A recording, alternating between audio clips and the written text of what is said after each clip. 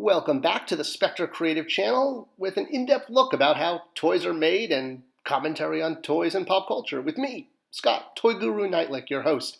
I've been in the toy industry for between about 20, 25 years, and it depends how you count it. Well over 20 years. This is not me. This is, a Bob Ross action figure to illustrate that we're talking today about toy painting and how toys are painted. Because that gets asked a lot, and we're going to jump into that. So all toys start off unpainted, obviously. They don't come out of a machine painted. And when you're dealing with something like an action figure, it's going to come out in one single color. Now, it's not like a first shot, which is what you're looking at here. First shots are test versions of figures where they are just making sure the joints work and all the articulation and the pieces come together. This is basically comes out in wacky colors, and that's because it's done in whatever colors are in the machine at the time. Really much like a Play-Doh Fun Factory back in the day. When the actual toy is going into production, the figure is more or less going to be molded in one single color. There are some exceptions. So here's a perfect example, a vintage Star Wars figure, or I guess you should say a original Star Wars figure, vintage, retro. The names are confusing these days. They mean so many things. And so you can see the unpainted sample and then the painted sample. So originally this figure was molded in green plastic. The choice of what's called the base color, the plastic color, can differ based on what the figure needs to look like and how it's going to be painted. Sometimes there's even figures that will use the base color unpainted. For example, this Power of the Jedi K3PO, that is essentially a white C3PO figure, is molded in white plastic, and the only deco he receives is that blast mark, the eyes, the mouth, the two little red dots, and then the midsection. But all of the limbs and the base body is just molded in white and never painted. So the base color becomes the figure's color. Another example of this is a recent Marvel Legends figure, the Silver Centurion Iron Man. So this figure was molded in red, the red you see there. The silver limbs were painted silver, and then the red is given kind of a sheer spray, but it's not actually painted. So the red is the base color of the figure, and it helps obviously save on the overall cost of the action figure, which we'll get into how paint affects the cost in a moment. But those are examples of when the figure remains unpainted, if you will. So the way figures are painted is after they're molded in a single color, they will be mounted on something like this, which is a painting tree.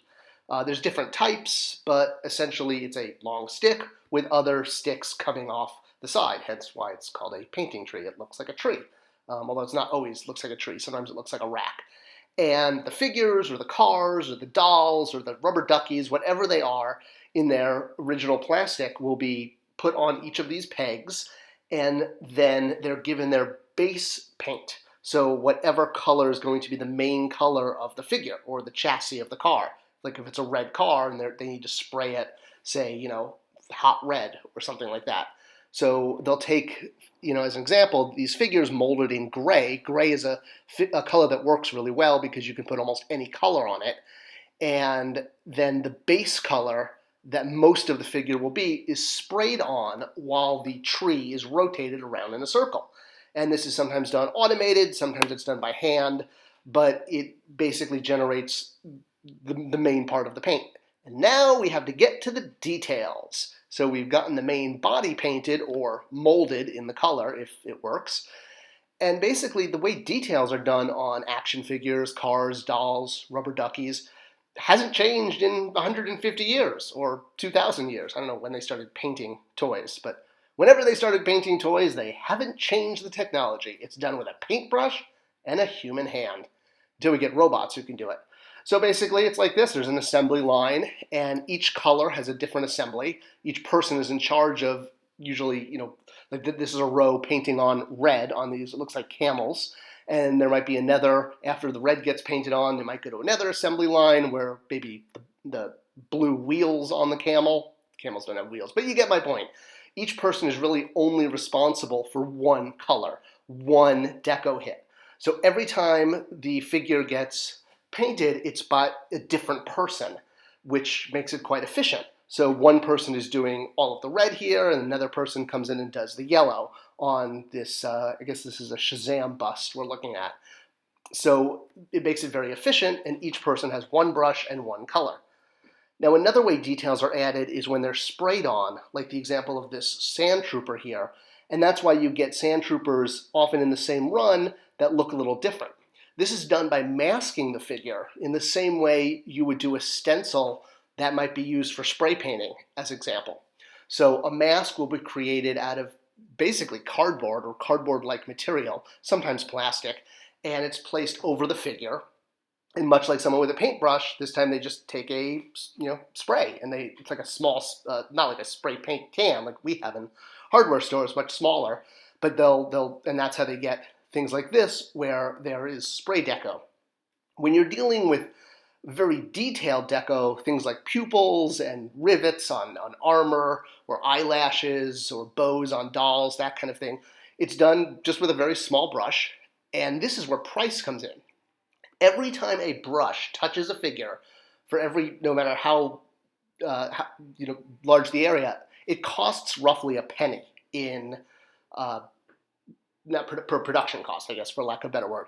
And this is why sometimes deco is reduced. So as an example, the Masters of the Universe Classic Stinkor figure, if you look at the original version shown at Comic-Con, there were some paint hits done to the weapon. And then when the figure shows up in everyone's mailbox, there is no paint on the weapon. And that is because we had to cost reduce the figure because it came out to be more expensive than anticipated. And you can either lose the gun entirely or you could remove deco. And deco's usually a lot easier to remove than just, not including the gun or not including a second head or things like that. The only way to reduce a figure's cost is to either remove deco or remove an actual piece of plastic, like an accessory. So a figure like Zebra Stripe Batman, which was the kind of golden goose holy grail for Bill Beneke at Mattel, he was trying to do this figure for years, and we just couldn't make it happen because it was so expensive to do. Every single one of those stripes is basically a penny. And I know you're saying, oh, it's only a penny, but it adds up. And most figures might have 50 to 100 decos. This figure could have upwards to 500 to 1,000 times it has to get hit. So another example of the way toys are decorated, I guess if you will, is not through paint, but through a process called Tampo stickers, or water-applied stickers. And they basically look like this. You start with the chassis of something like a car, and then there's a sticker sheet. So this is done when you want very specific designs, like tattoos on wrestler figures, or in this case, a Hot Wheels car, where you have all those racing insignias, and you have to have those kind of details that can't really be done with a paintbrush. So they're done with sticker sheets, which basically look like this. They're called Tampo sheets, and they soak in water, they peel off, and then they get pressed on to the car or the action figure, and it's responsible for those really small details, like you see here with a car. Or this same process is used for dolls or action figures that need detail, like, as I said, tattoos on wrestling figures. So they'll take the same thing, they'll take the Tampo, and it'll have all the details and then just gets pressed onto the figure. And that is how action figures, toys, dolls, cars, duckies are painted. I hope I answered all the questions. I get this one a lot, and it really comes down to they're painted by hand, or they get Tampo stickers put on them. And if you've got any further questions, if I didn't get to anything people are still asking about, please let me know below in the comment section. A subscription and a like really help because that tells YouTube to share this video with other people, and we like sharing knowledge because knowledge is fun. All right, I'll see you guys in the next video. Thanks for watching.